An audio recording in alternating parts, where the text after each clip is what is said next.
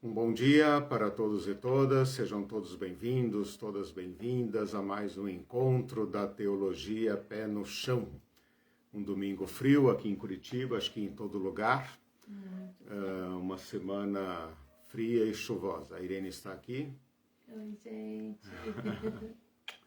Para juntos conduzirmos mais um encontro. Enquanto vocês vão entrando aí na sala, eu vou pedindo para lembrar de compartilhar esse material. Lembre agora daquelas pessoas que podem ter interesse. Esse material é atribuído totalmente gratuito. Lembrem também que nós temos um canal com esse título no YouTube. As desinscrições foram recuperadas essa semana, graças a Deus. E temos também todo esse material em podcast para que você tenha condições de acompanhar, mesmo que não possa assistir, porque de fato as aulas são longas, porque o material é profundo. Não é todo mundo que aguenta. Exato. O público-alvo aqui é muito específico.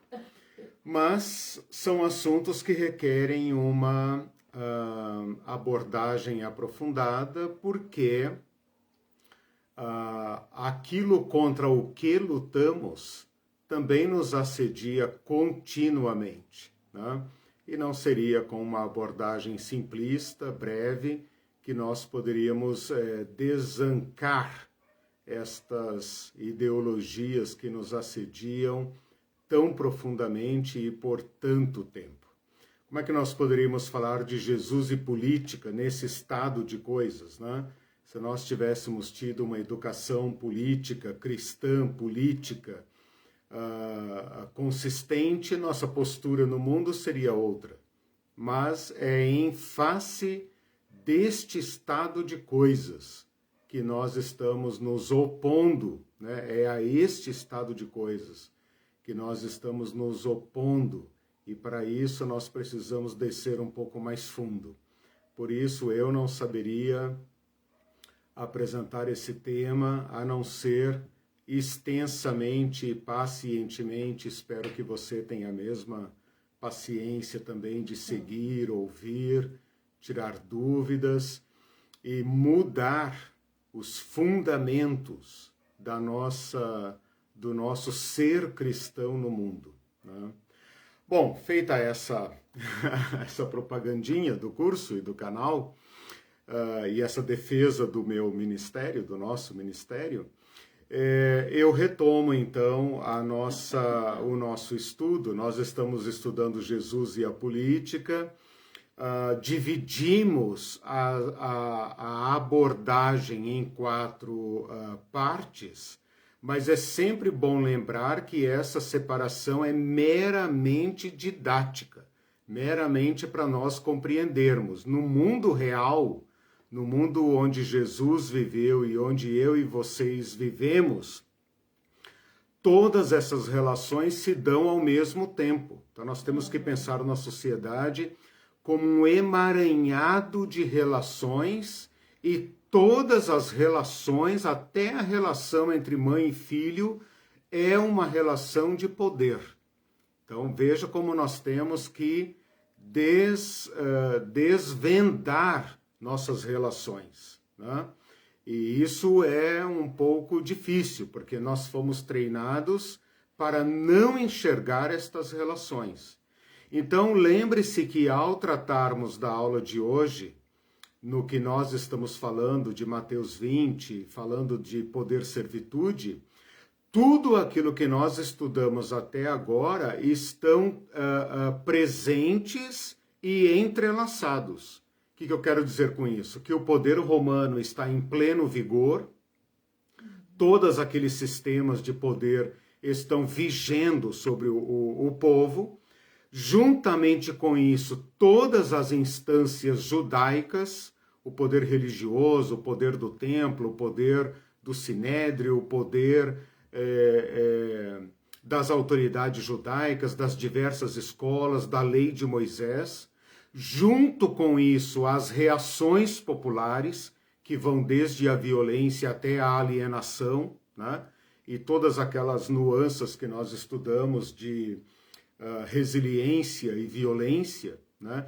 E dentro deste emaranhado de relacionamentos, Jesus.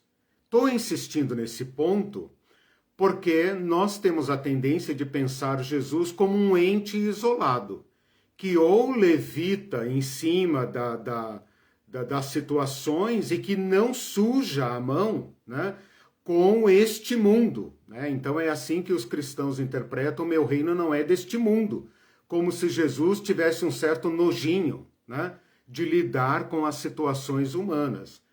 A nossa abordagem é para demolir esta interpretação falsa e deixar Jesus ser o Verbo encarnado.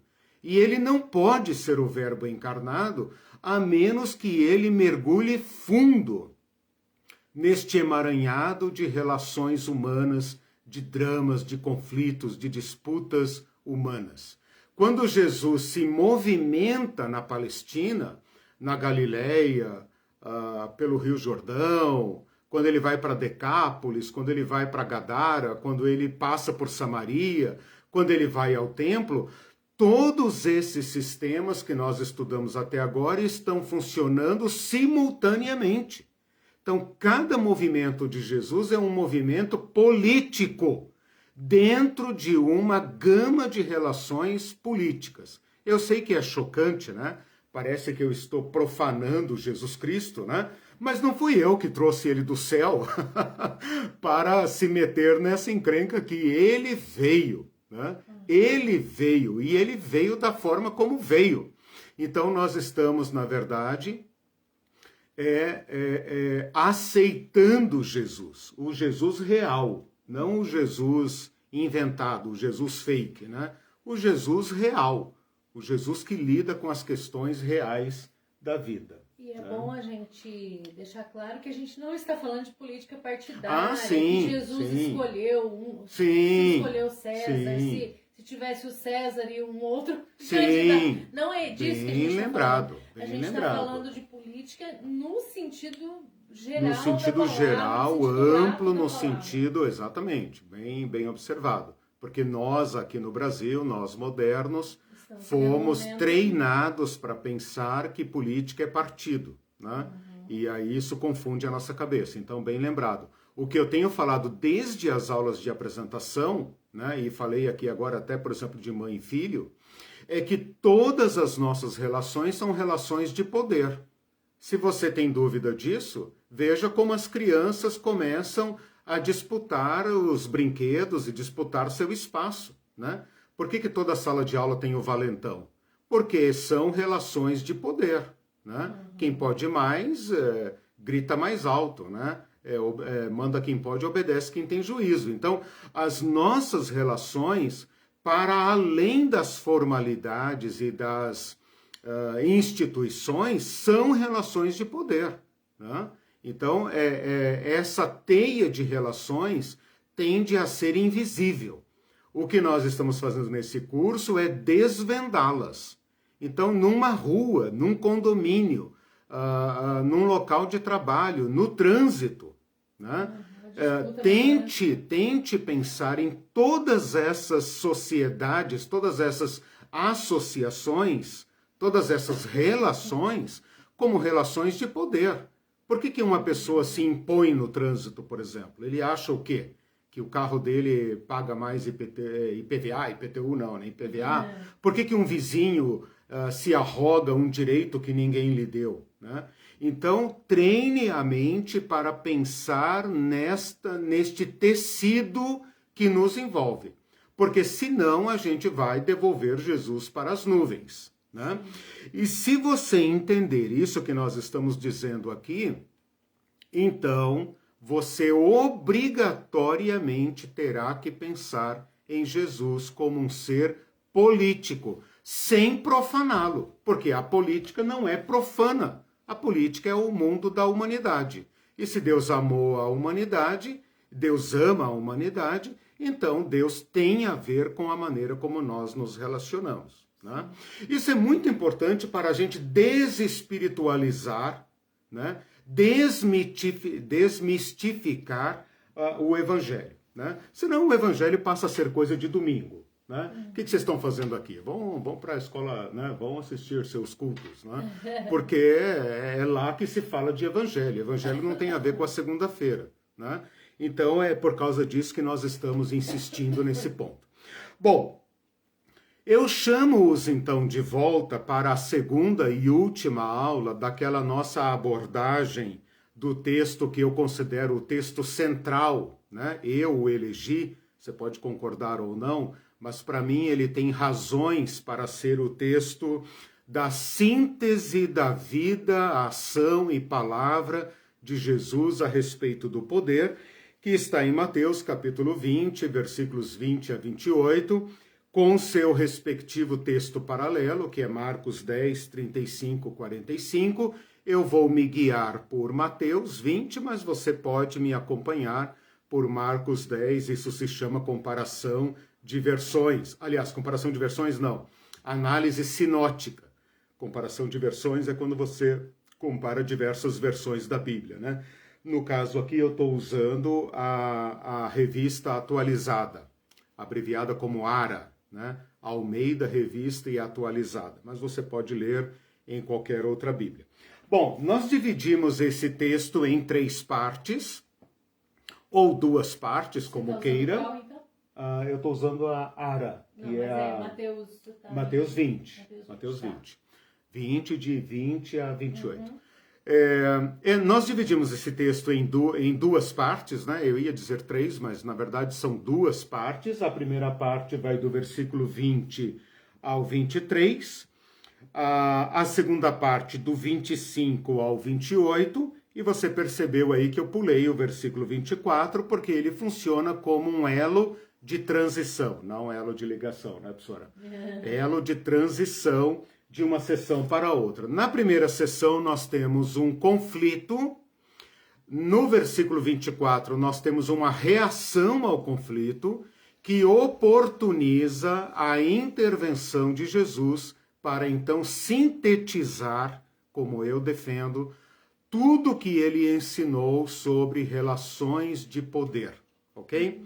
Bom, nós já fizemos uma abordagem panorâmica do texto, já fizemos na aula passada, hoje é a aula 27, né? Na aula 26. Quem não viu, isso. Assista, que é importante. Volte lá, porque nós fizemos uma análise do contexto e tal.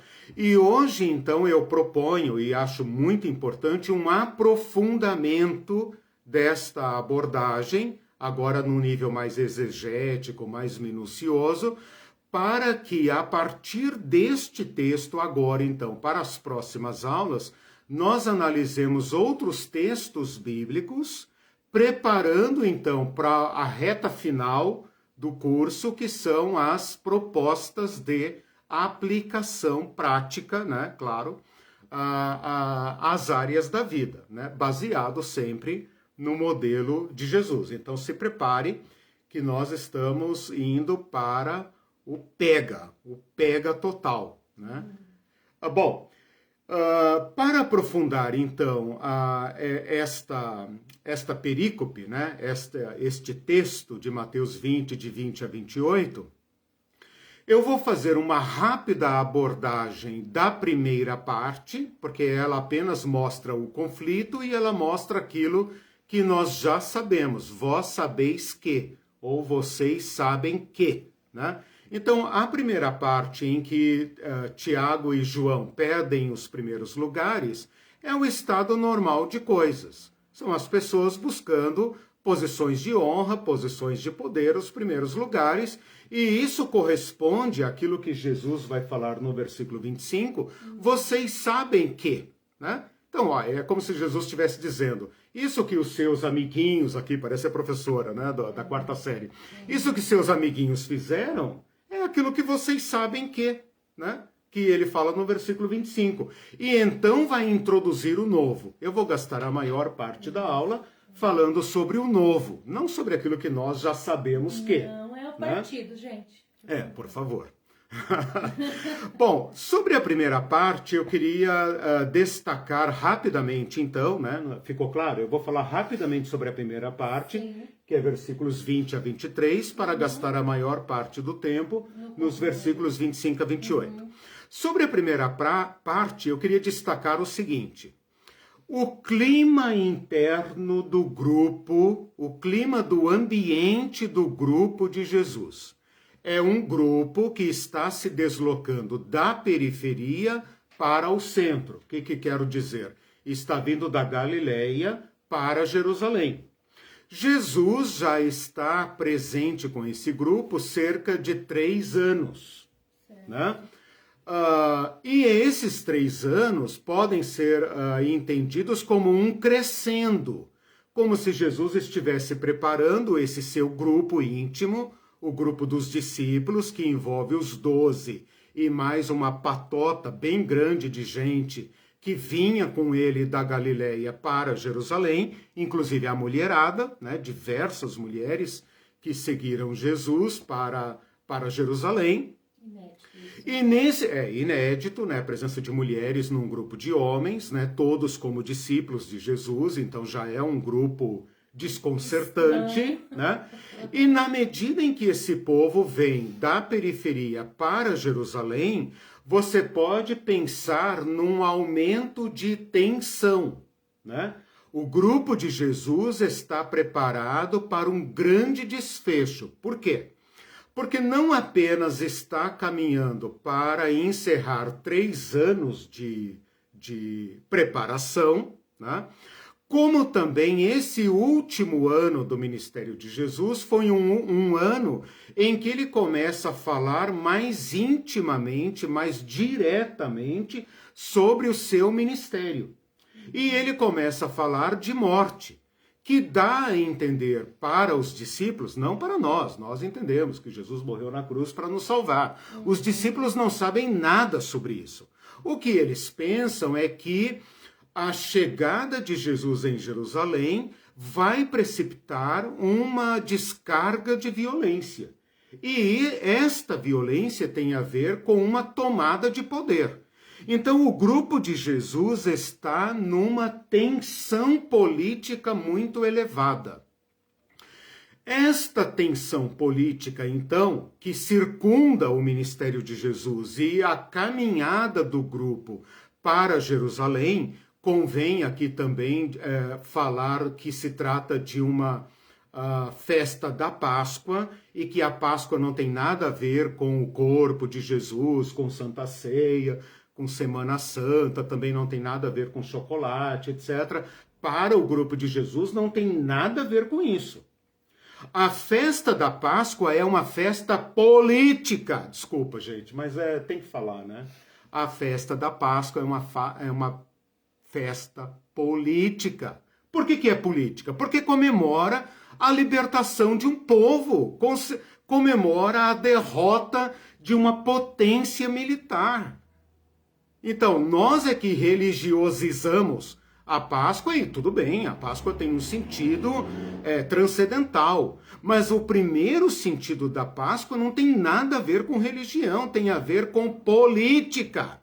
Tem a ver com um grupo oprimido, milhares de pessoas escravizadas, que por uma intervenção de um Deus mais poderoso do que os deuses do Egito, libertam aquele povo e viram o jogo. Viram o jogo e faz uma potência militar lamber o pó aonde o povo de Israel pisou. Ora, toda comemoração da Páscoa é um reforço da ideia libertária deste povo. Por isso, os opressores do povo de Israel tremem de medo ou de tensão, né? Talvez não de medo, mas de tensão. Todo mundo fica com os nervos à flor da pele. Por quê? Porque esse povo está indo para Jerusalém comemorar a sua libertação. E isso deixa os romanos muito tensos. Se você observar no capítulo 21 de Mateus, Jesus, muito, como é que eu poderia dizer? Muito sagaz aqui, fala para os discípulos, me arrumem aí um jumentinho que eu vou aprontar com esses caras. Eles estão nervosos, eu vou dar a eles motivos para ficarem nervosos. Senhor, onde é que nós vamos achar um jumento? Vá, pegue, se alguém chamar a atenção, diz que eu pedi emprestado e vou devolver. Pronto. Quer dizer, o Jesus não tem nenhum jumento para chamar de seu, né? E ele entra em Jerusalém e o povo que está com os nervos à flor da pele comemorando a libertação entende imediatamente que o Messias está chegando e eles gritam hosanas. E a palavra hosana significa salva-nos, Senhor. Bendito aquele que vem em nome do Senhor. A gente está pensando no céu, né? Na vinda de Jesus, na libertação, na salvação dos pecados. Não! É uma manifestação política. É o filho do nosso pai Davi. Portanto, Jesus está fazendo uma manifestação de grande tensão política. E ele faz isso. E segundo o relato dos evangelhos, ainda vai ao templo e ataca o templo. É claro que Jesus assinou sua sentença de morte. Porque ele é o Filho de Deus, porque ele veio para nos salvar dos nossos pecados? Bom, até aqui ninguém sabe nada disso. Por que eu estou falando isso? Porque é esta tensão política que é verbalizada no pedido de Tiago e João. Então agora eu queria que vocês olhassem um pouco dentro do grupo de Jesus para perceber esta tensão profana, esta tensão política. Esta tensão pé no chão. Ninguém aqui está pensando em céu, não. Ninguém aqui está pensando nas nuvens do céu, não. Eles estão pensando na libertação do seu povo de debaixo do jugo de Roma. Esse é o espírito da coisa. Por isso, Tiago e João pedem o primeiro lugar. Mas eu vou mostrar para vocês nos próximos textos que diversas vezes o grupo de Jesus se fraturou, se fragmentou por disputas políticas. Senhor, quem de nós é o maior? Pedro era o cabeça do grupo. Pedro vinha tendo a sua ficha queimada, desde que ele foi chamado de Satã por Jesus, né? Desde que ele tinha pisado na bola. Tiago e João pensaram, opa, né, em política não tem espaço vazio. Se Pedro está sendo botado de lado, é nossa chance de pular em frente. Né? Então, o que acontece na primeira parte do texto é a manifestação de uma tensão política. Pedro está sendo desafiado por Tiago e João. E esses três, que são os principais, provavelmente tinham seus partidos internos. Então, tinha aqueles discípulos que pensavam, eu aposto em Pedro, eu sou de Pedro. E os outros pensavam, eu sou dos Boanerges, né? Do Tiago e do João. E quem sabe tinha ali uma terceira via correndo por fora, né? Tipo um Judas Iscariotes, pensando, gente, esse negócio aí... Eu entendo Jerusalém, vocês são caipiras, né? Eu entendo Jerusalém, né? E não é assim que funciona, né? Eu tô aí com os contatos com o Centrão, né? Os saduceus lá e tal, eu tenho acesso a eles. Eu vou olhar para as minorias também. Eu prometo e tal. Então, assim, é esse estado de coisas que está acontecendo aqui. Por isso é que o grupo, no versículo 24, se indigna contra os dois discípulos. Não tem nada espiritual aqui. Tem nada espiritual aqui. É uma disputa de poder. O pedido não está pensando em trono no céu. Exatamente. Está pensando na tomada de poder contra o César. Né? Porque quando fala aqui no teu reino... manda que no teu reino as pessoas pensam no reino do céu. Não é reino do céu. Marcos fala na tua glória e as pessoas pensam na glória de Deus. Não é também. Exatamente. Glória é sentar no trono e ter o direito de ser servido. Né? Bom, então é isso que eu queria falar para desespiritualizar, para botar os pés no chão. Né? Quer coisa espiritual, vá para outro canal. Né? Esse aqui é pé no chão. Bom, o que acontece então aqui agora? Então agora eu quero mostrar para vocês, num nível um pouco mais aprofundado, os versículos 25 a 28. Tudo bem até aqui? Tudo bem. Eu falei rápido, mas eu queria destacar esse contexto em torno do ensino de Jesus, tá? Então, o que eu fiz até agora? Eu cobri do versículo 20 ao 23 e expliquei a tensão interna dos discípulos, desculpe, no versículo 24. Nossa tarefa agora, nessa próxima hora, é aprofundar o que Jesus ensina dos versículos 25 ao 28. Tá, deixa eu ler só um comentário do Celso. Sim. Política não se reduz a partido. Isso. Sendo uma relação de poder, a política é uma forma de tentar resolver os inúmeros conflitos. E aí o poder se manifesta nas diversas relações, desde o lar, passando pela igreja, indo do município à União. Exatamente. Nós temos que pensar nisso. Isso. Por isso, o título desse curso é Jesus e a Política, né? Espero, muito bem, Celso, obrigado. É isso aí. Né? Eu sei que essas relações... na política atual do Brasil nesse sentido. Ela é apenas uma dimensão da política, mas não é a única. Né? Primeiro, para entendermos a política partidária, temos que entender a política, porque os partidos podem ser uma forma de sequestrar a política, de privatizar a política como se só eles fizessem política. Né? E não é verdade, e alijam o povo para fora do processo.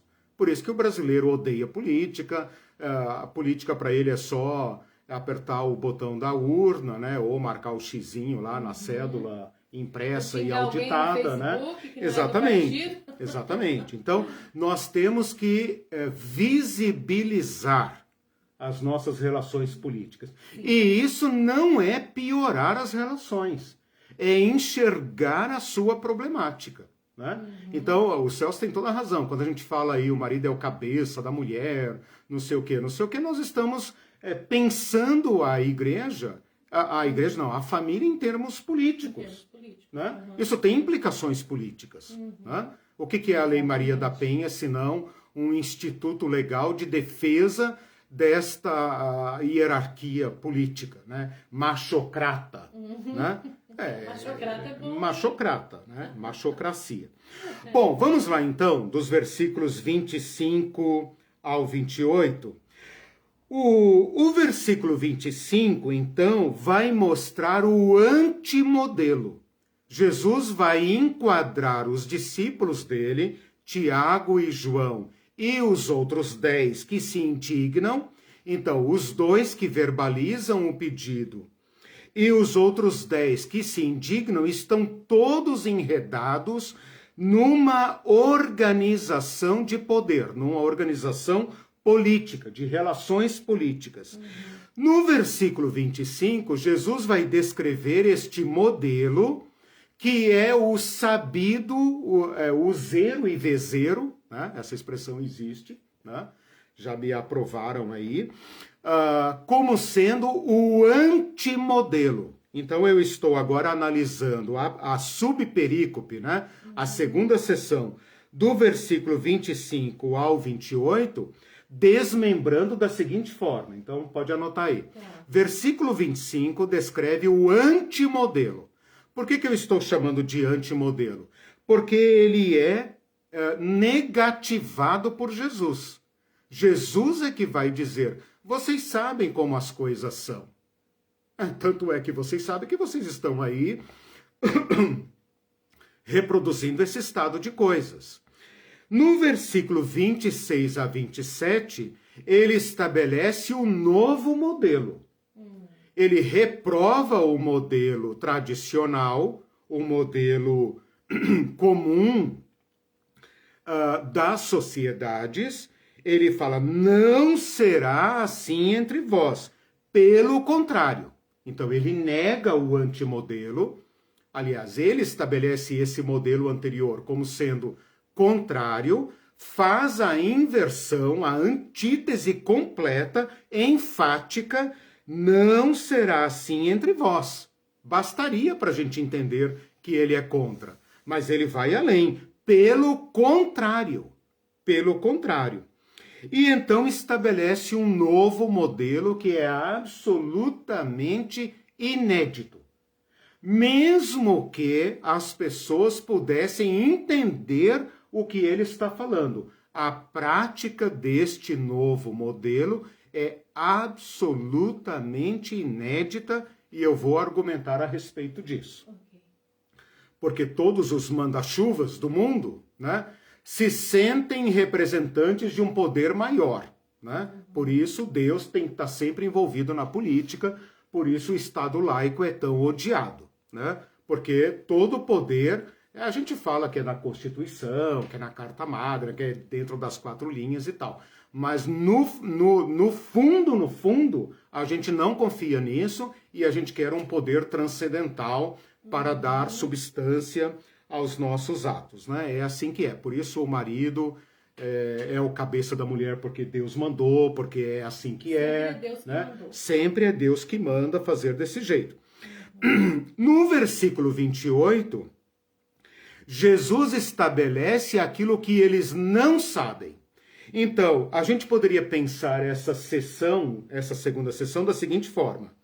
De um lado, você tem o modelo que é exemplificado, olha lá no versículo 25, a minha Bíblia fala, governadores e maiorais.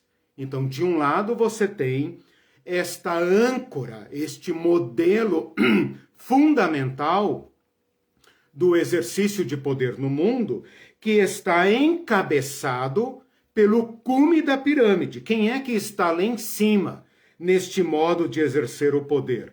Governadores, eu estou na página 2.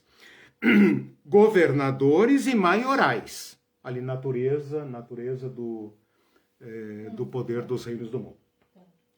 Quem é que está lá em cima? Os governadores e os maiorais.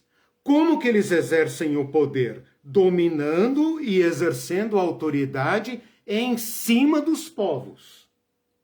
Este é o modo de exercer o poder. Jesus nega este modelo, rejeita este modelo, nega não no sentido de que ele não existe, nega aceitá-lo, né? Rejeita esse modelo, estabelece um novo modelo. Quem quiser tornar-se grande entre vocês, será esse que assumirá o lugar do servo. Quem quiser ser o primeiro entre vocês, será esse o vosso servo. Ou a palavra aqui poderia ser até escravo. E agora, então, vai amarrar o novo modelo nele mesmo. Nele mesmo. Então, enquanto o primeiro modelo está amarrado, está exemplificado, concretizado nos governadores e nos maiorais dos povos, o segundo modelo, que é novo e é apresentado por Jesus, é ancorado nele, tal como o Filho do Homem. Jesus poderia ter aqui usado tal como os escravos, tal como, sei lá, o fulano de tal. Ele poderia ter apresentado aqui um novo partido, um partido de oposição. Não.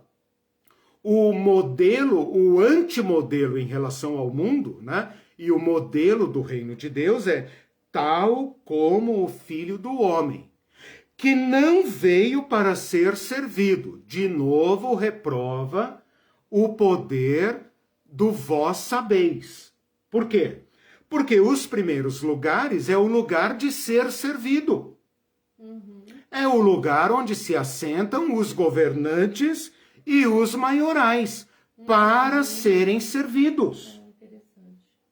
E Jesus, dentro desse esquema de coisas, não veio para ser servido. Não veio para ocupar os primeiros lugares. Não veio para exercer poder e autoridade sobre os povos. Jesus veio para servir e dar sua vida. A gente poderia entender essa frase, o sentido dela é discutido, mas a gente poderia entender essa frase assim: servir e dar sua vida. Dar sua vida como sendo um exemplo extremo de servir. Quer dizer, Jesus veio para servir e ele vai levar isso a tal ponto que lhe custará a vida. Mas ele não cederá ao modelo dos primeiros lugares. Não exercerá seu domínio e seu poder sobre, de cima para baixo. Ele continuará com sua missão de servir. Ou a gente poderia entender esse texto da seguinte forma: veio não para ser servido. Olha aí de novo a negativa. Não veio para isso, mas veio para isso, para servir até dar sua vida em resgate por muitos. Até dar sua vida em resgate.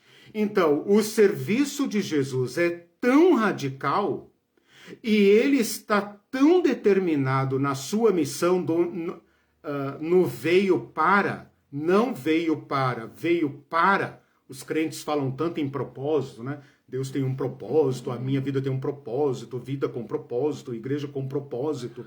Jesus também tem um propósito, né? Quando a gente fala para, eu vim para, eu sirvo para, né? Isso também é propósito, né? Todo mundo que trabalha aí com empresa e tal, tem missão, objetivo, valores, propósito, objetivo de longo prazo, médio prazo, essa coisa errada toda, Jesus aqui também está falando. Eu vim para servir, objetivo de médio prazo, né? Objetivo de longo prazo, olha, não sei, eu vou até esgotar tudo. Mas não cederei jamais ao modelo dos primeiros lugares.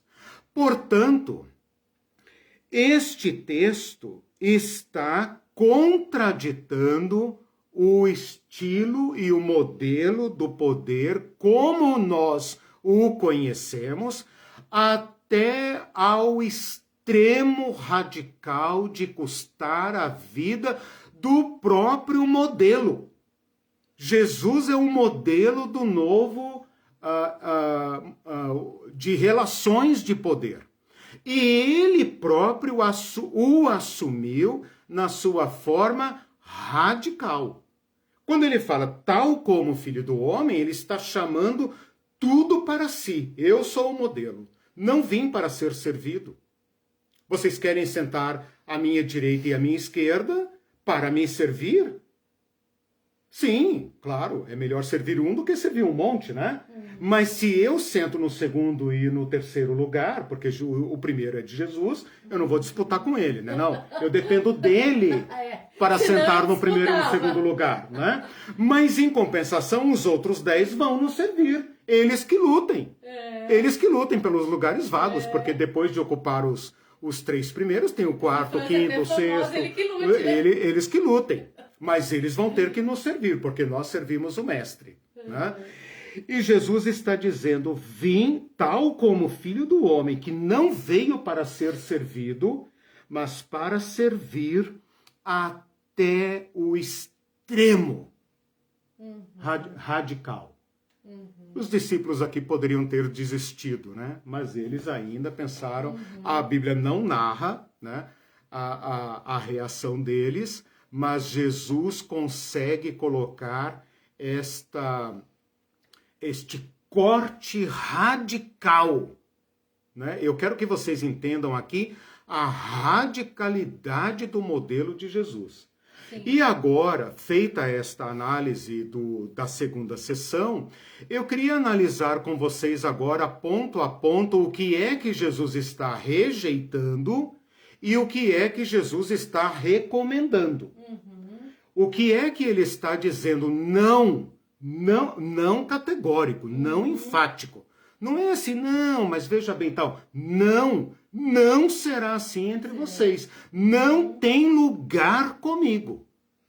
Não tem lugar comigo. Lembra lá de João 13, né? Se eu não te lavar os pés, você não tem parte comigo. Você pode usar meu nome, fazer o que você quiser, mas você não pertence ao meu reino. Não será assim entre vós. Pelo contrário, será assim. E será assim até o extremo. porque eu dei o exemplo. Né? Então agora eu queria analisar com vocês assim, o que é que Jesus está rejeitando e que nós também devemos rejeitar categoricamente, sem concessões, e o que é que Jesus está propondo e que nós devemos abraçar, aderir, sem concessões. Porque ele, o tal como o Filho do Homem, ele, o Filho do Homem, foi até o fim neste seu modelo. E não nos deixou alternativas. Né? Pedro vai dizer isso claramente. Né? Ele vai dizer, ele nos deixou o exemplo para que a gente siga os seus passos. 1 Pedro capítulo 2, acho que versículos 23, 24, por ali, ele fala isso. Ele nos deixou o exemplo para que nós sigamos os seus passos. Então a gente vai ser colocado aqui ao final dessa aula diante do mesmo dilema. Se nós vamos fazer concessões a Satã, encabeçado pelos Césares, que se ajoelharam diante desse modelo, ou se nós daremos culto ao Deus que se encarnou e que no meio de nós se fez servo. Se nós vamos nos colocar acima dele, ou se nós vamos nos sentar ao lado dele, mas não na glória, lá embaixo. Né? Só ler um comentário que eu coloquei aqui do versículo 28, que eu digo assim, Jesus estabelece o modelo em si mesmo, 2 pontos. O Filho do Homem não veio para ser servido, entre parênteses, governo de César. Exatamente, tem que fazer essas relações. Exato, mas para servir e dar a vida, governo de Jesus. Porque servir muitas vezes implica em dar a vida, né? Pode ser, né? pode Como ser. É o caso dele. Alguns dos seguidores de Jesus foram até o extremo. E é isso que Jesus pede de nós. Uma adesão radical ao modelo de Jesus. Dele. E não o modelo de César. Sem concessões. Sem concessões. E aí o pastor Falcão diz assim, o poder é para servir. Jesus muda a ordem do poder dominador. Exatamente, exatamente. Porque então não veja. vai mais existir o poder dominador. Exatamente, exatamente. Bem observado, querido pastor Falcão. Veja só, Jesus não está abolindo o poder. Jesus está libertando o poder de Satã. Libertando o poder contra Satã. Porque a ideia de dominar é satânica. A ideia de dominar é satânica. Ela tem a ver com a queda, ela tem a ver com o pecado. Jesus está salvando o poder. Eu acho que nós fizemos uma abordagem lá na teologia do poder. Quando eu introduzi esse capítulo, eu falei, vamos estudar a teologia do poder e a teologia do serviço. Jesus está nos libertando para o poder como ele é na sua natureza. Deus não é para ser servido. Onde foi que Deus pediu para ser servido? Todo mundo quer servir a Deus. Claro que quer servir a Deus. Quer servir a Deus para poder ser servido pelos outros. Onde foi que Deus pediu para ser servido? O Deus que serve órfãos e viúvas. Isaías fala assim, nunca se ouviu falar de um Deus que trabalha para aqueles que nele esperam. Deus Todo-Poderoso serve. A gente não pensa assim, né? A gente pensa no Deus como sendo o César dos Césares. A gente pensa que Deus é o grande ditador do universo. Deus plantou um jardim para o homem no Éden. Nossos líderes não plantariam um jardim a não ser para lacrar, muito né? Diferente para da gente pôr, ouve, né? Deus não quer ser servido, mas ele serve, mas eu vou ler esse texto aqui porque tem alguns versículos que não entram assim, peraí, deixa eu ver se eu acho aqui. Você lembrou, não estava no script. Aqui, ó, Isaías 64. Porque desde a antiguidade não se ouviu, nem com o ouvido se percebeu, nem com os olhos se viu Deus além de ti, que trabalha para aquele que nele espera. Que 64, Isaías 64, 4, eu acho. 4? Então, assim, O que Jesus está nos mostrando não é um poder diferente, é o poder de Deus. Por isso que exercer o poder de outra forma é prostrar-se diante de Satã. Pode dar o nome que quiser, pode usar a roupa que quiser, o título que quiser. Já se ajoelhou diante de Satã. Jesus não nos permite outra interpretação, porque o poder segundo Deus, o poder de Jesus, não é o de ser servido. Deus não precisa de nada. Nós é que queremos fazer templos para servi-lo, porque se nós o servimos, nós também temos o direito de ser servidos, porque nós somos servos, grandes servos de Deus. Mas o Deus da Bíblia serve. O Deus da Bíblia dá tudo de graça para todo mundo. O Deus da Bíblia nos mantém vivos. É seu trabalho. E ele o faz porque quer. Ele não pediu nada de nós. Ele nos serve. Então, se ele nos serve, e isso não significa antropocentrismo, tá? Não significa que eu estou colocando o ser humano em primeiro lugar, não. Isso não é uma religião antropocêntrica, não. Pelo contrário, isso nos coloca no nosso verdadeiro lugar, porque se o Deus de Jesus não veio para ser servido, mas para servir, onde nós devemos nos colocar? Junto dele. É a razão de ser, é a única forma de nos redimir. Por isso que o versículo 28 termina dizendo, dar sua vida em resgate. Olha que importante isso. O seu serviço extremo nos liberta da escravidão do poder. A gente espiritualiza esse texto, eu sei, né? Jesus nos redimiu dos nossos pecados, nos lavou com seu sangue e nós vamos para o céu. Tudo bem, eu entendo isso. Mas eu quero dar outra... eu quero dar a interpretação pé no chão. O serviço extremo de Jesus. O fato de ele ser quem é e ter adotado a posição que ele adotou nos liberta da pirâmide. Nos liberta da pirâmide. Nos liberta da fome de poder e nos liberta da dominação. Por isso é que eu estou dizendo, não podemos entender Jesus dentro do esquema da pirâmide. Nem em cima, nem embaixo. Fora. Jesus demole. Existe esse verbo? Se não existir, estou criando agora, do verbo demolir, que é defectivo, né? Não sei se tem essa conjugação, mas eu vou usar aqui. Ele demole. Ele demole. Não é deu mole, ele demole. De demolir. Ele destrói, ele colapsa a pirâmide. E é isso que os cristãos precisam entender. Porque senão, eles vão sequestrar Jesus e levar Jesus para dentro da pirâmide. E aí eles dominam em nome de Jesus, ou então eles se tornam ovelhinhas dóceis dos lobos dominadores, tudo em nome de Jesus, né? E isso, para mim, é o maior ataque que Satã pode fazer à igreja. Eu queria mostrar para vocês agora, então, posso prosseguir? Pode, é que eu vou fazer uma análise muito diferentes do que a gente ouve, né? Então demora para virar a chavinha. Né? Então, eu vou gastar um tempo aqui, agora, aquilo que eu prometi, né? Eu vou explicar um pouco melhor o que é que Jesus está rejeitando para que cada um de nós seja capaz de identificar estas relações, embora nós as saibamos, elas são invisibilizadas, ou elas são espiritualizadas, elas são colocadas na conta de Deus, então você deixa de enxergar. Então o objetivo dessa aula é que você seja capaz de enxergar os esquemas de poder. E também seja capaz de aderir ao modelo de Jesus. E entenda o que Jesus está fazendo. Né?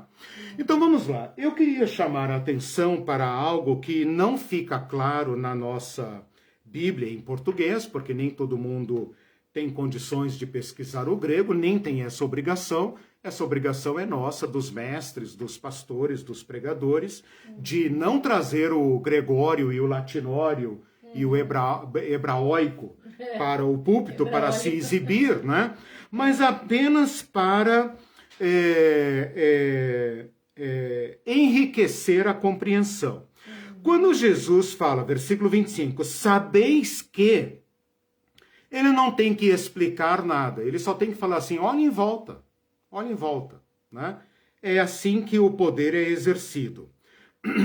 Governadores dos povos e maiorais são termos que podem aqui incluir todos os que exercem poder, desde César até as legiões, Pilatos, Herodes, sacerdotes, rabinos, pais, patriarcas, patrões, todos os que exercem poder. Por isso ele fala governadores e maiorais. E depois ele vai falar no versículo 26 e 27, quem quiser ser o grande, quem quiser ser o primeiro, quem quiser ser o maioral. Então, neste versículo 25, Jesus está dizendo como todos exercem o poder.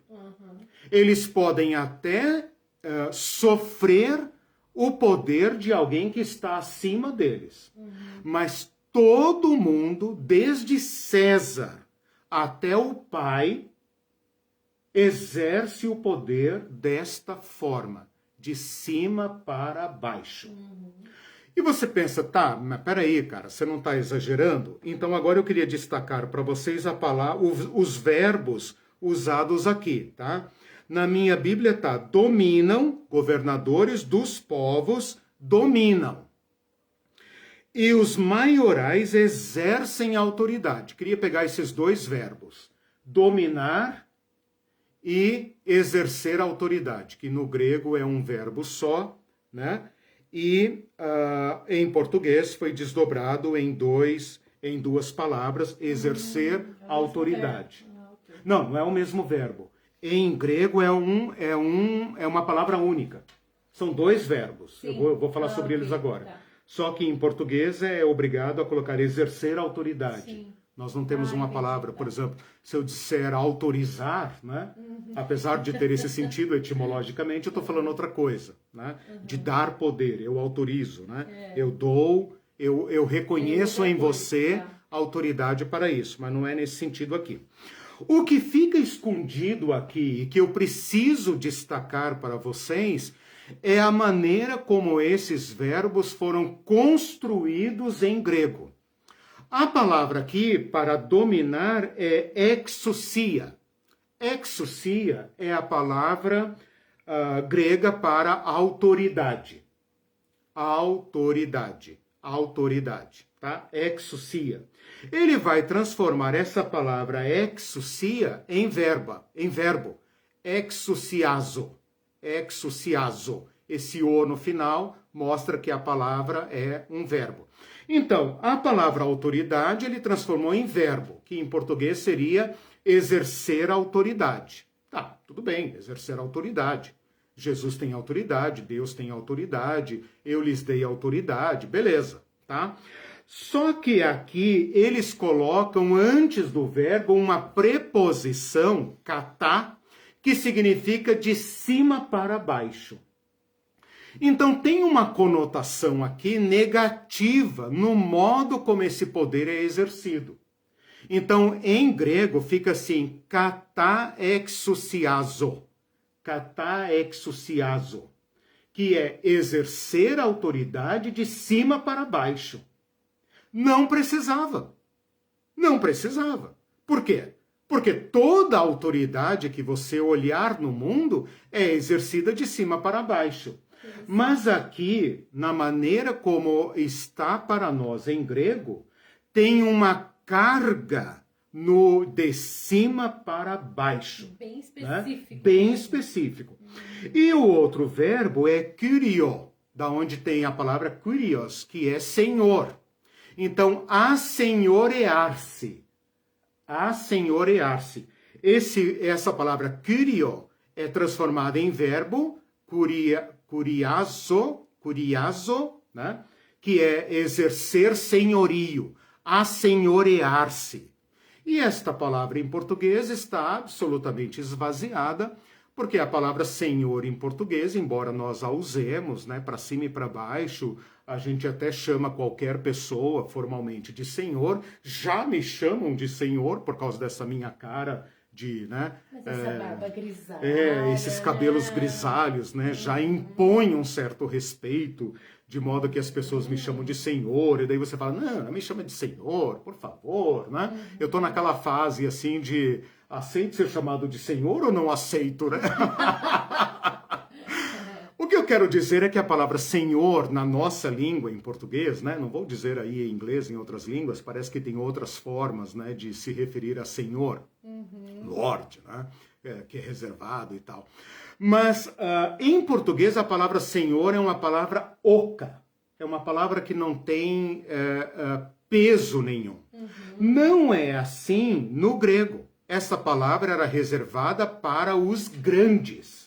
Como se fosse, talvez, em português, dizer Vossa Excelência, né? Um tratamento reservado para as mais altas autoridades. Você não chama um professor em sala de aula de Vossa Excelência, você não chama teu patrão de Vossa Excelência, não chama seu pai de Vossa Excelência.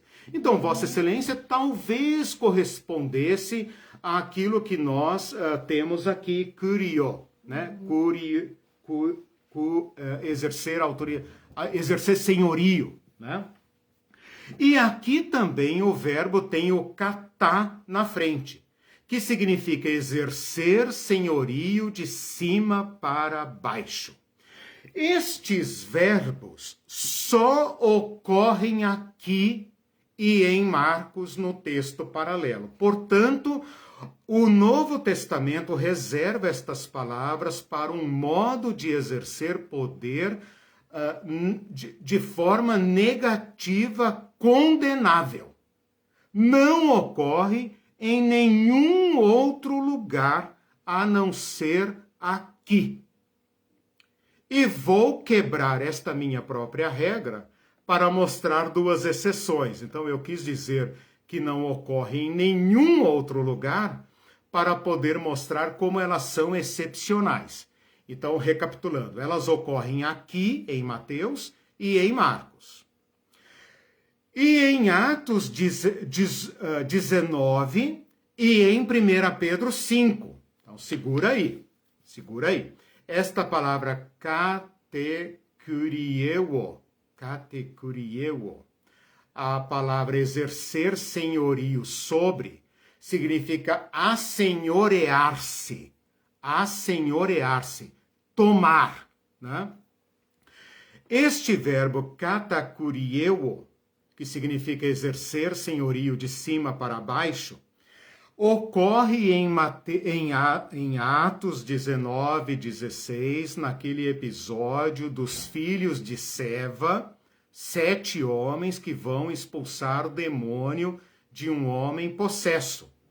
E este homem possesso fala para eles, sei quem é Jesus e sei quem é Paulo, e vocês quem são? E saltou sobre eles e se assenhoreou deles. Ali está o verbo katakurieo. E ali não deixa dúvidas que o cara pula em cima deles e os fere, rasga a roupa deles, de modo que eles correm feridos e esfrangalhados. Então percebam a carga negativa, e aqui eu estou falando em sentido gramatical mesmo, não é carga negativa de demônio, não. Esotérica, não. A carga negativa deste verbo. Vocês vão ver aqui que só ocorre nas mãos de um homem possesso e que exerce o seu poder sobre 7 homens de modo a feri-los e a rasgá-los. E eles têm que fugir para salvar a vida. O outro texto é Atos 19, 16. A outra referência eu não deveria dizer para vocês, mas eu vou dizer. Eu não deveria. Se quiser apagar essa parte e tal, depois você apaga, ou então toma um remedinho e tal. Que é 1 Pedro, capítulo 5. escrito por Pedro, aquele que queria ser o maior do grupo, escrito para os líderes da igreja. Rogo, olha, 5, versículo 3. Mas eu vou ler o versículo primeiro.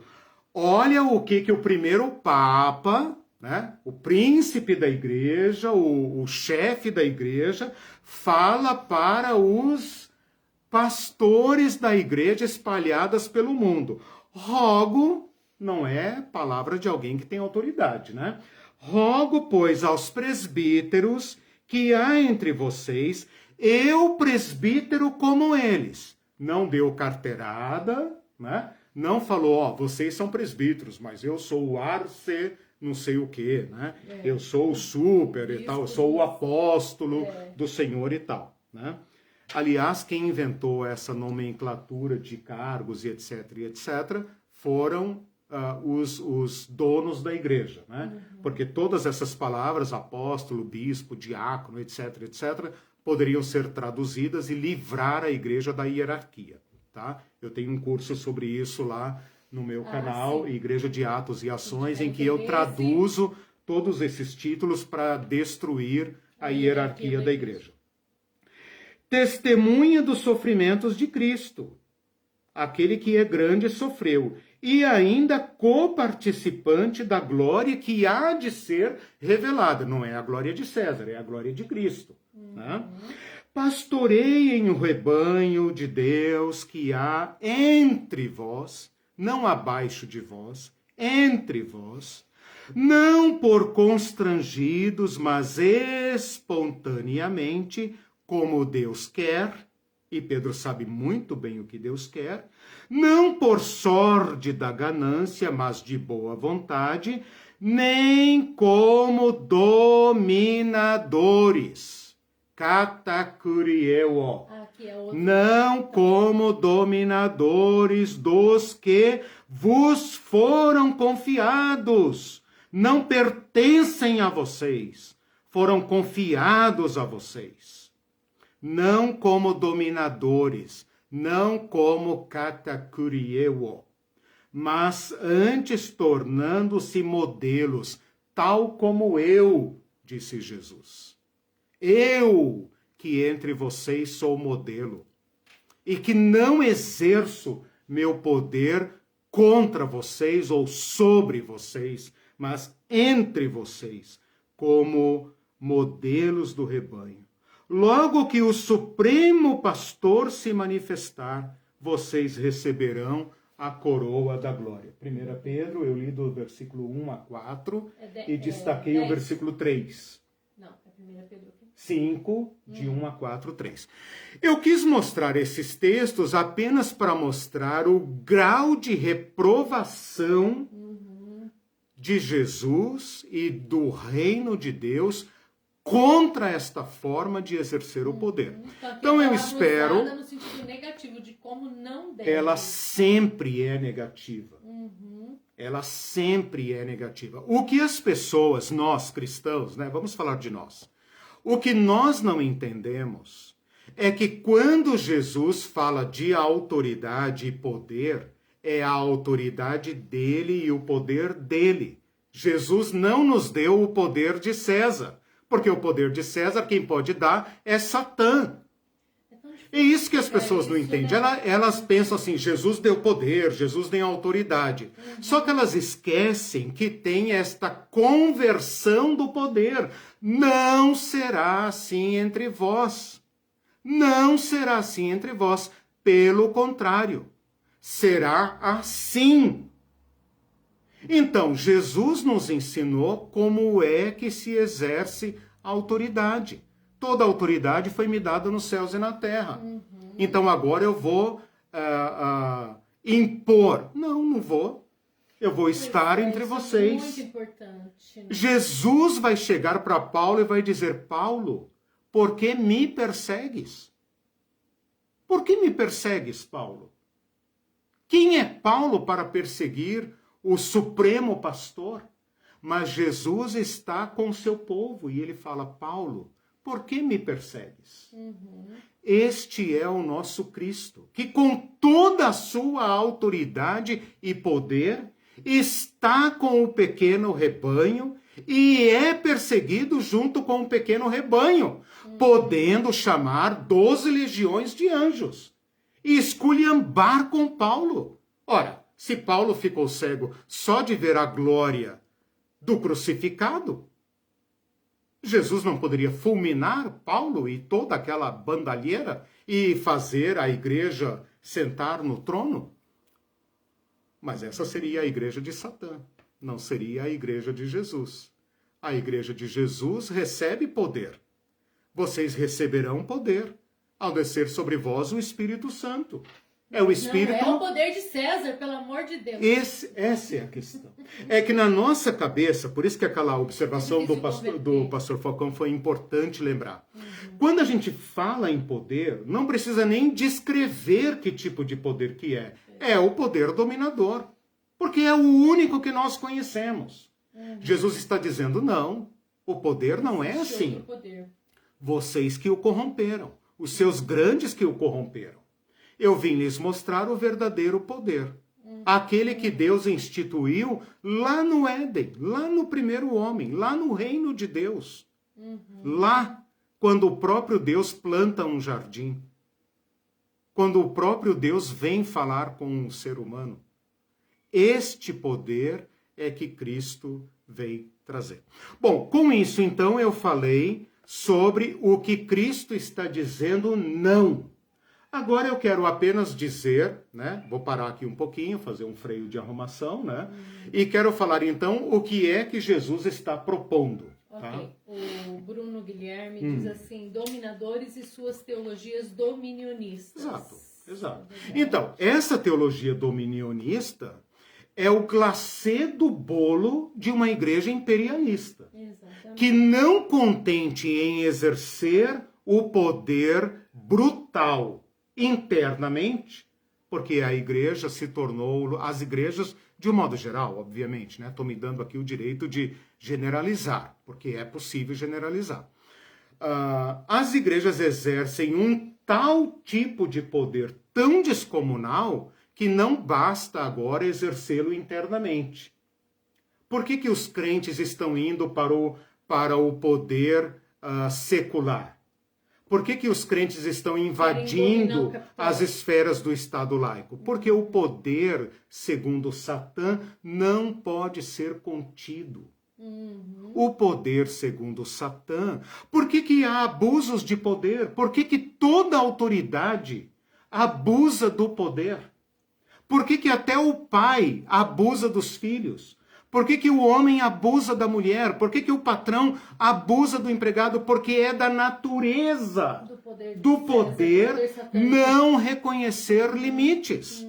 Por isso César encarna a expressão máxima do poder. Porque ele arroga para si a exousia e o kyrios, que são legítimos apenas em Deus. Então, de modo diferente. Todo homem e mulher que exerce o poder de cima para baixo se tornou um anticristo. Porque está usurpando aqueles termos que só são legítimos na boca de Deus. Porque Deus sabe exercê-lo para o outro. Tal como eu, disse Jesus. Então, Jesus pode dizer, toda autoridade me foi dada nos céus e na terra. Por quê? Porque Jesus pode converter o poder. Sim. Né? Todo poder tende ao domínio. Por isso, essa crentaiada da teologia do domínio não vai parar. Não vai parar. Quando eles tiverem o STF, o Congresso, o presidente gospel, eles vão partir para a dominação da América Latina. Eles vão partir para a colonização dos cultos de outras vertentes. Vão ficar preocupados. Eles vão perseguir as outras religiões. A América Latina, claro, que não é de Deus, né? Não terá limite. Não terá limite. Por favor, vejamos a história. Né? Quem foi que colonizou a América Latina? Um projeto religioso cristão. Quem foi que implantou o fascismo na Itália? Um país cristão. Quem foi que implantou o nazismo na Alemanha? Um país cristão. Quem é a maior potência militar hoje do planeta que pisa, e borda e quebra e pisoteia? Um país cristão. Então não se enganem. O poder de Cristo sequestrado por Satã não conhece limites. E esse é o anticristo. Exatamente. Que em nome de Cristo age contra Cristo. Né? Que tem a aparência de carneiro, mas fala como dragão. Né? Se faz passar por Cristo, mas quando abre a boca é um dragão, a besta lá do Apocalipse. Alguns comentários aqui, o Celso diz assim: quando a crentaiada espiritualiza tudo, nossa humanidade em pensar sobre a pirâmide de poder diminui muito.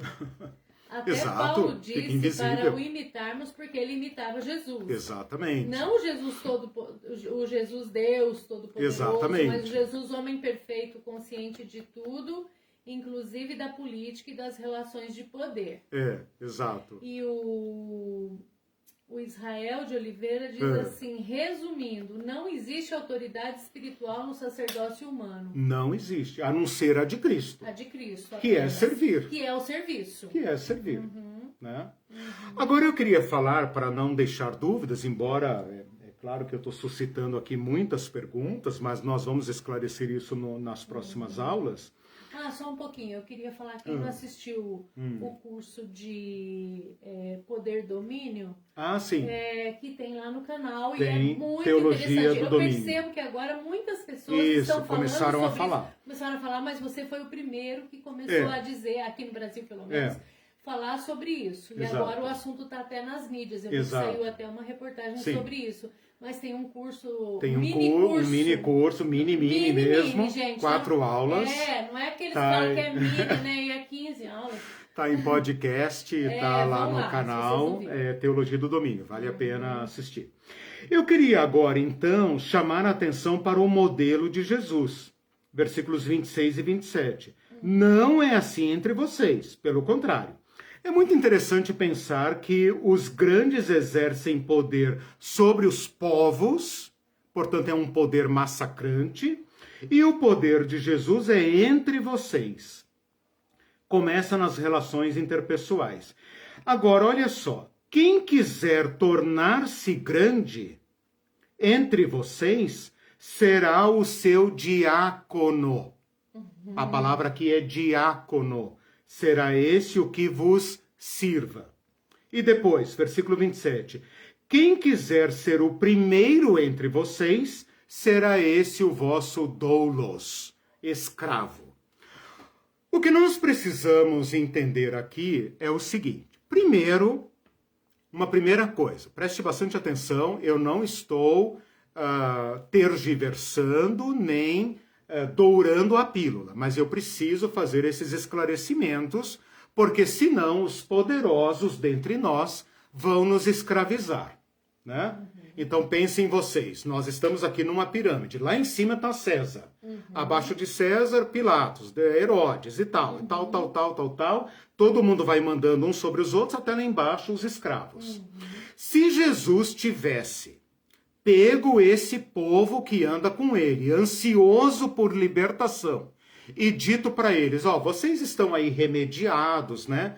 Vocês são lavradores, vocês são comerciantes, vocês são funcionários públicos, vocês são pescadores, diaristas, né? Boia fria, etc. Eu vou propor o seguinte para vocês, vamos para baixo. Vamos para baixo, vamos nos vender como escravos desse povo. Eu quero todo o meu povo no último degrau da pirâmide. Jesus teria entregado o seu povo ao martírio nas mãos de César, pura e simplesmente. Tipo assim, meu lugar é na senzala, tá? Eles têm todo o direito de morar na casa grande, eles têm direito, porque eles merecem, etc, etc. Eu sou o Deus do povo da senzala, né? Se ele tivesse feito isso, ele teria apenas agravado a opressão do seu povo. Então, Jesus, é o que eu estou falando, Jesus não trabalha dentro da pirâmide. Jesus liberta da pirâmide. Liberta os grandes e liberta os pequenos. Então é uma libertação. Porque estaria cristalizando a opressão. Exatamente. E com isso os cristãos acabam batendo continência para ditador. Né? Os cristãos legitimam a dominação. Submissão, né? Em nome da né? Por que eu sei disso? Porque no final do versículo Jesus fala: deu sua vida para resgatá-los. E resgatar aqui é uma palavra de mercado de escravos. Então não confunda. Jesus é nosso Senhor, nosso Salvador, nosso Redentor. Beleza, tudo isso foi espiritualizado, teologizado. Mas aqui não. Aqui não. Aqui a linguagem é política.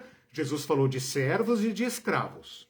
E Jesus fala que para libertar o povo da escravidão, ele está disposto a dar sua vida. Ou seja, ele vai nesta missão de vir para, ele veio para, e ele não vai parar até que ele os liberte. E se para isso for necessário dar sua vida, ele dará. E deu. E foi necessário, e ele deu.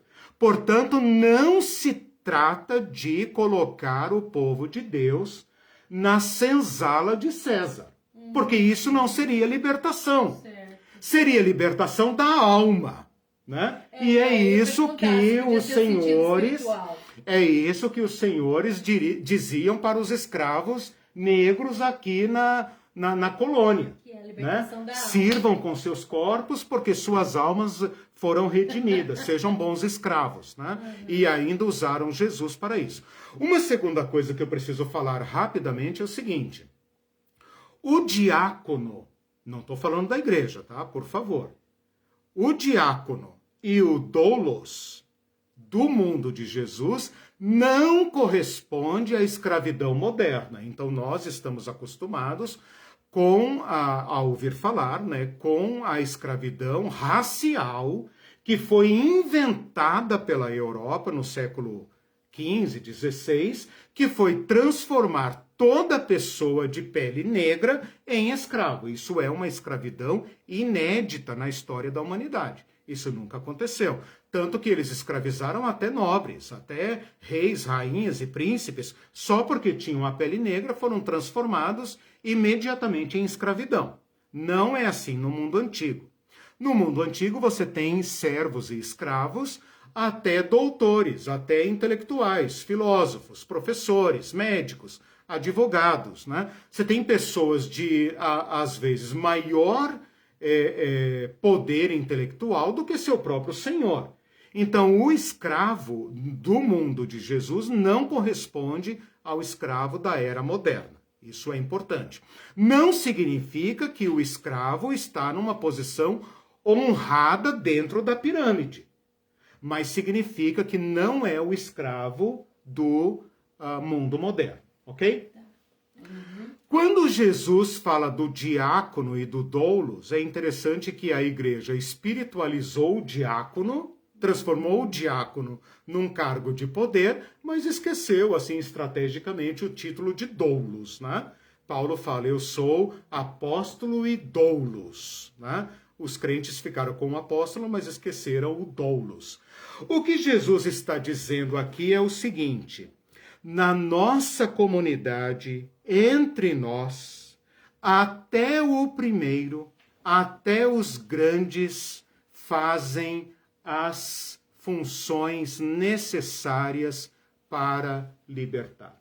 O Filho do Homem, para libertar o ser humano, foi até o fundo, até onde estava o último ser humano. Onde ele estiver, onde ele está, lá em Gadara, animalizado, se arranhando, se arrasgando, o Filho do Homem vai lá buscá-lo. O Filho do Homem foi buscar a 100ª ovelha, onde for necessário. E no meu reino, todos fazem o que for necessário para libertar o ser humano da dominação. Tanto aqueles que dominam como aqueles que são dominados. Por isso que eu digo que Jesus está nos tirando da pirâmide. Eu falei na aula passada e vou repetir aqui. Olha só, nós temos uma pirâmide assim, né? Então vamos supor, você é grande, você está aqui em cima. Os outros estão aqui no segundo, terceiro lugar, quarto, quinto, até aquele último que só recebe ordens. É a pirâmide.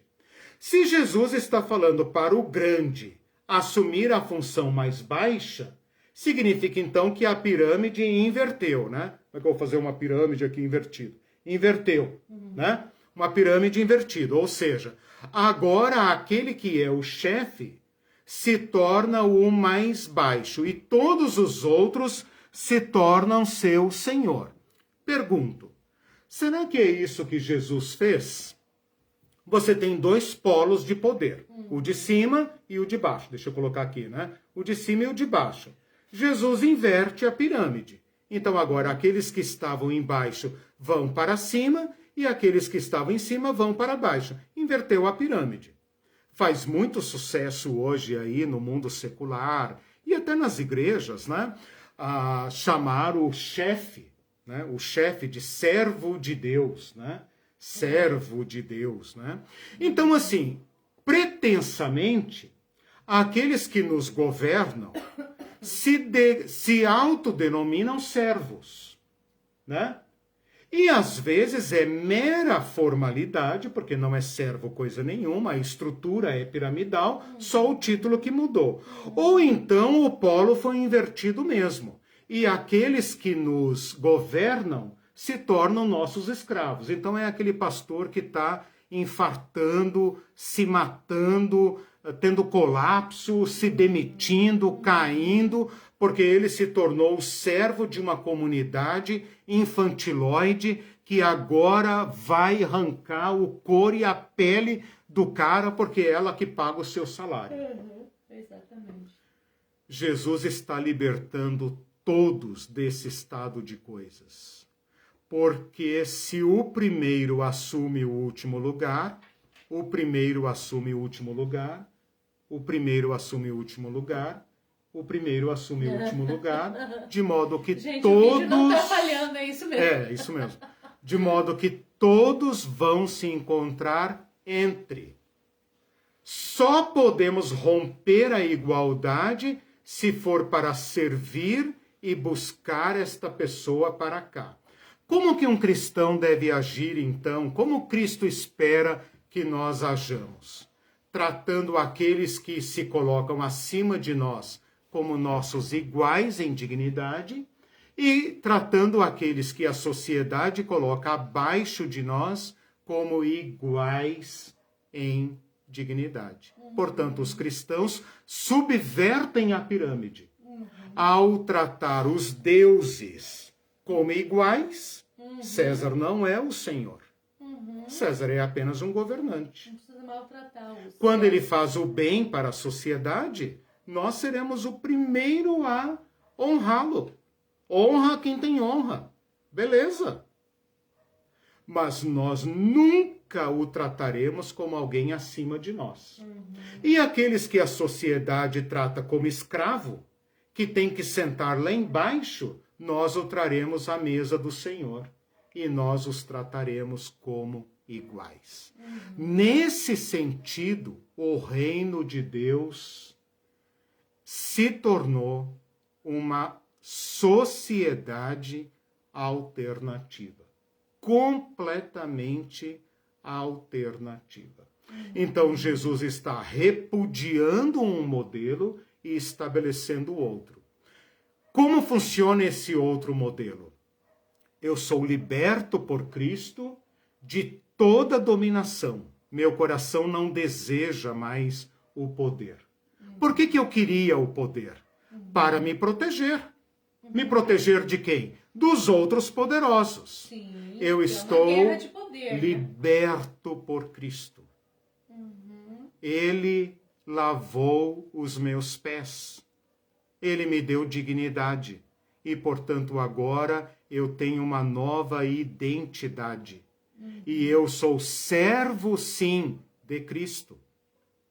Mas como Cristo não precisa do meu serviço, a quem eu vou oferecer o meu serviço?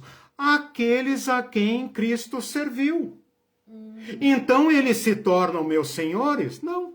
Se tornam meus irmãos. Eis a comunidade alternativa. Eles não me dominam. Eu os sirvo. Esse para mim é o pulo do gato. Esse para mim, tem um gato aqui, por isso que eu uso essa expressão pulo do gato. Esta para mim é a grande sacada desse texto. Há um só Senhor. Esse Senhor se fez servo. Portanto, ele acabou com a pirâmide. Ele acabou com a pirâmide. Ninguém mais nos governa, ninguém mais exerce domínio sobre nós. Ninguém mais. Porque nós somos livres. E nós não exercemos o poder sobre ninguém. Porque nós somos livres. O que nós fazemos então? Servimos.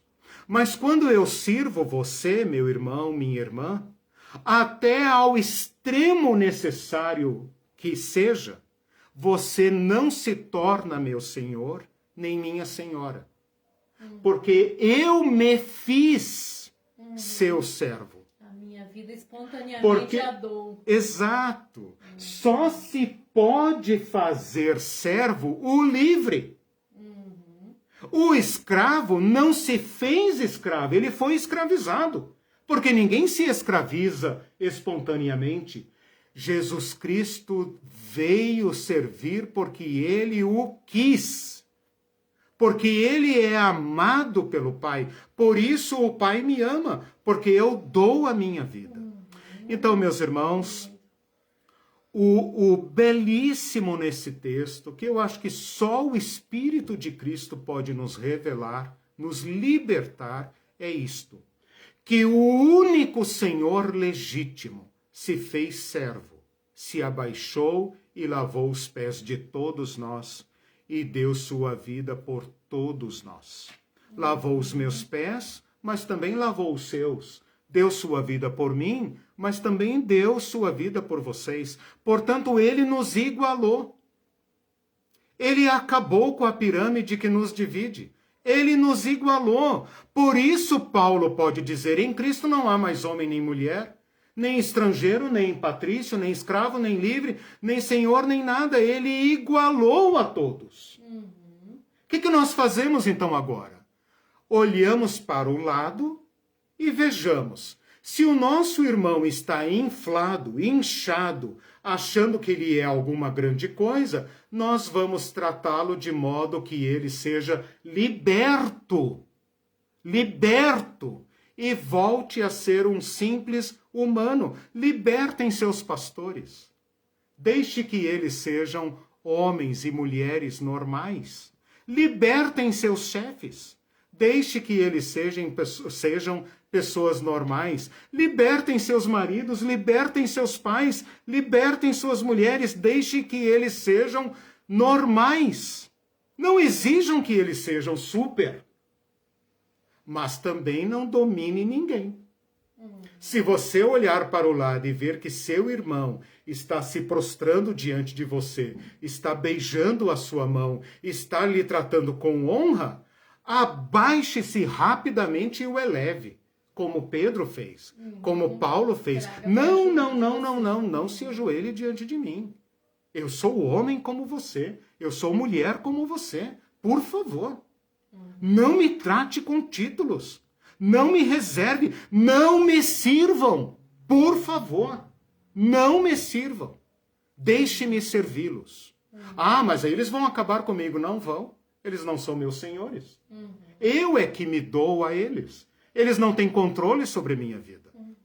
Eu estou aqui, por exemplo, todo domingo, passo a semana estudando para lhes oferecer gratuitamente essa aula. Ninguém me governa. Só eu. Ah, não. Não, Eu também não. Também não me governa. Eu te sirvo, você não me governa. Ela me serve e eu não a governo. Gente? Nem nas opiniões, né? Nós acabamos com a hierarquia aqui em casa. Eu não sou cabeça de nada. Eu posso ser o que for necessário. Posso ser mão, posso ser pé, posso ser ouvido, posso ser qualquer coisa. Porque nós somos livres. Estamos praticando isso. Estamos tentando. Estamos tentando. Né? Volta e meia a gente se pega numa disputa de poder. A gente pensa, cara, o que eu estou disputando? Apenas opiniões, né? O que eu estou disputando? Pelo amor de Deus. Os crentes ficam bravos quando a gente chuta, né? Chuta a pirâmide deles e destrói a casinha deles. Né? Eles ficam bravos. Mas Jesus Cristo deu sua vida para nos libertar. Deixa eu ler uns comentários. Mas eu espero que as pessoas entendam isso. Né? Que Jesus não está nos colocando na pirâmide. Se você pensar assim, você vai ficar com raiva desse texto. Você vai dizer, Jesus, por favor, né? A gente não precisava de mais senhores em cima de nós. É essa a libertação que você veio nos dar? Nos vender aos déspotas? Não, Jesus veio dizer, dei minha vida para libertá-los. E agora vocês são livres. São livres para servir, né? E ninguém os governa. Ninguém os governa. Há um só Senhor. E esse Senhor se fez servo. Né? A Marlene falou, a Irene tá louquinha para governar. Ela tenta. Quem não tá? Até ele, Marlene. Mas nós temos um lema aqui. Nós temos um lema aqui em casa que é o seguinte. Ninguém domina ninguém, ninguém é dominado por ninguém. Né? Quando nós tínhamos nosso filho pequeno ainda, nós dizíamos para ele, nós somos papai e mamãe, né? Mas nenhum de nós pode ser injusto com você. Não pode gritar. Se eu gritar com você, você tem todo o direito, não pense que porque eu sou grande vou brigar com você. Você tem todo o direito de falar, papai, por que você está gritando comigo? Tem todo o direito de falar com a mamãe, mamãe, por que você está gritando comigo? Não permita nunca que ninguém te distrate, porque você é digno. Você vai respeitar a todos e você deverá ser respeitado por todos. E uma coisa que eu faço também... Então começa na família. É quando eu vejo violência ou alguém que está de uniforme tentando impor poder. Uma vez eu vi um guarda no banco, né? Tipo, que ele sobe naquela degrauzinho e fica ali, né? Ele tá armado, né? E a mulher tentando entrar na porta e ele foi grosseiro com ela. Mas eu fui em cima. Falei, por que você está agindo dessa maneira? E procurei... Alguém daí, eu queria o gerente, né? Aí a moça falou, não, pode deixar que eu vejo isso. Eu falei, por favor, me garanta que você vai ver isso. Agora, num banco, o que é o vigilante dentro da hierarquia, né? Tem o gerente, o gerente. Então, isso, mas o que eu tô querendo dizer, dentro da pirâmide, o cara pode estar lá no 20º degrau. Ele vai governar os outros de baixo. Né? Ele, se fosse uma madame rica, ele ia bater continência para ela. Como era uma mulher simples, ele se arvorou em cima dela, se assenhoreou. Isso que né? Profundamente. E nós temos que ser libertadores. Comigo ele não fez isso, né? Exatamente. Aí você vê as teias de poder, né? Uma mulher branca, bem vestida, alta, não sei o que, o cara, aí não. Mas se entra uma pessoa simples, não sabe lidar com informática, daí ele pensa, não, essa daí tá abaixo de mim, né? Os outros me mandam, essa aí eu mando. Exatamente. Então aí você vê as relações de poder. Libertem-se disso. Né? Em Cristo, vocês são libertos disso. Você pode tratar a mais alta autoridade de igual para igual. E pode tratar a pessoa mais inferior, socialmente falando, porque ninguém é inferior, o mundo é que as inferioriza, mas a pessoa que faz o trabalho mais rele, mais mal pago, você pode tratá-la com toda dignidade. Sim. Né? E isso tem a ver com injustiça, porque não é só quando diz respeito a mim, mas quando diz respeito ao meu próximo. Por isso os cristãos seriam libertadores. Exatamente. Né? Recebereis poder, sereis minhas testemunhas. Para quê? Para libertá-las. Para libertá-las. Exatamente. O Eduardo Fabrício, os últimos comentários, que a nossa hora já avançou, diz assim, viva, viva, viva a sociedade alternativa, Raul Seixas. Amém. Os loucos falam da sociedade alternativa. Os crentes não. Por quê? Porque eles estão integrados na sociedade oficial. Da sociedade alternativa. O Bruno Guilherme disse que eu aprendi com vocês aqui, tenho repassado também esse tema abordado pelo Eliseu no canal de Teologia do Domínio e Relação de Poder. Exatamente. A gente trata muito disso, né? Jesus desmascara. Lembra da aula de hipocrisia e verdade? Jesus desmascara. Tem um detalhe muito interessante. Em Marcos, ele fala assim, os grandes e os governadores parecem governar. Aparentam governar. É interessante. Eu não sei por que Mateus glosou esta palavra, mas Marcos fala isso. Porque dá a entender que nenhum domínio é completo, por isso tem que ser de cima para baixo. Por quê? Porque ninguém aceita ser governado a não ser pela força. E Lucas acrescenta uma nota muito interessante, depois vocês vejam lá. Lucas fala assim, os caras governam de cima para baixo e ainda se fazem ser chamados de benfeitores. Olha a hipocrisia do poder. O cara está aqui para nos roubar e nós vamos beijar a mão dele e agradecer porque eles estão aqui para nos proteger. Então, assim, Jesus desmascara estas coisas. Por isso, nós podemos olhar para todos os grandes da sociedade e subvertê-los. Como? Abolindo o poder? Não, convertendo-o. Não é abolir o poder, não é ai Estado sou contra, ai governo sou contra. Não é anarquismo, é conversão do poder. Conversão do poder. Eu trabalho num órgão público, né, lotado de... órgão público, né, o Celso sabe muito bem sobre isso, todo órgão público é uma pirâmide cristalina. Você tem que saber onde pisa, onde entra, com quem fala, o tratamento e etc. Eu tenho tido a experiência de tratar a todos como iguais. Né? E tem sido desde a mais alta autoridade até a pessoa que ganha o menor salário, tratá-los com a mesma dignidade. E a experiência é sublime. É sublime. Né? Tratar a todos como iguais. Certo. Né? O Júlio Braga fez uma pergunta interessante, é que ele diz assim, alguém disse essa semana que não permitiremos que o Brasil deixe de ser maioria cristã. Como seria se não permitir? E, gente, esse alguém é o presidente brasileiro, o atual presidente. Isso, que não vai permitir não permitiremos. Porque o povo está ao nosso lado e Deus está ao nosso lado. Eles sequestraram o povo de Deus e sequestraram o próprio Deus. Exato. Né? Esse é o Deus criado à imagem e semelhança desse estado de coisas. Não é o Deus de Jesus. E ele faz uma pergunta, como seria se não permitir? Aí, como o governo, Júlio Braga, é de César, né? Como esse governo é de César, provavelmente se referiu à violência. Não posso pensar em outro termo. É isso que os crentes não entendem. Que tomar o poder segundo César vai junto à violência. Sim.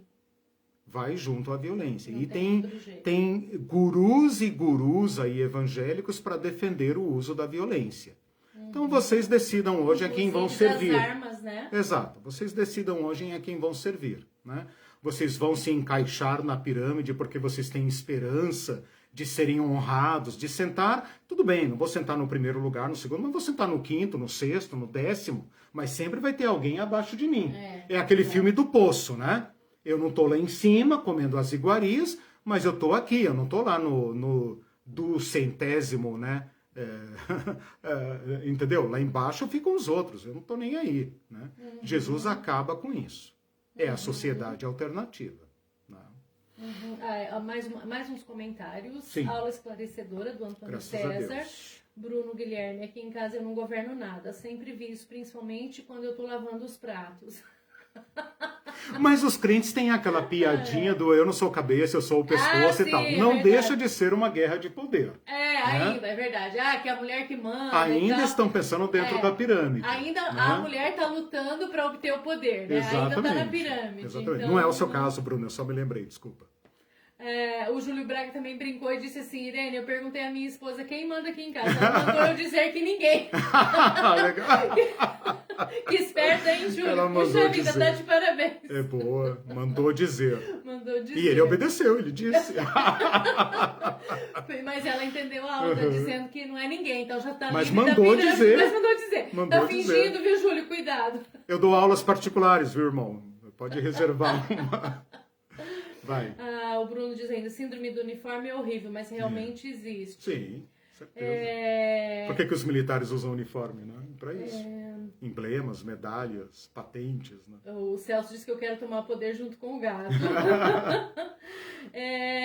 Coloca o capuz um pouquinho, só pra gente ver o negócio. Porque eu sou... Então me chama de monge? Não, gente, eu tenho que terminar, são 11h40 já. Ó, gente, o Celso diz assim, não, pode continuar.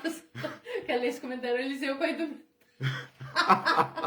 Eliseu Coelho, não, deixa. Não, de doente, não. Não. Amor, tem que terminar. Não, coloca o capuz e vou ler o comentário. Olha, gente, ela tá me mandando, eu tô me submetendo porque eu quero. Eliseu Coelho do ela é minha comentário dona. de frio do Chapeuzinho Vermelho. Destruiu mais um ídolo do poder sobre do Lobo Mau. César, você me paga por essa, César. Vai. Então acho que é isso. Então tá bom, gente. Tchau pra que a Maria vocês. tinha falado que a blusa é bonita. O texto é profundo, tá? Continuem na leitura do texto. A gente se vê na sexta-feira. Tchau pra vocês. Bom, Boa gente, semana. sem domínio, hein, pessoal? Beijo.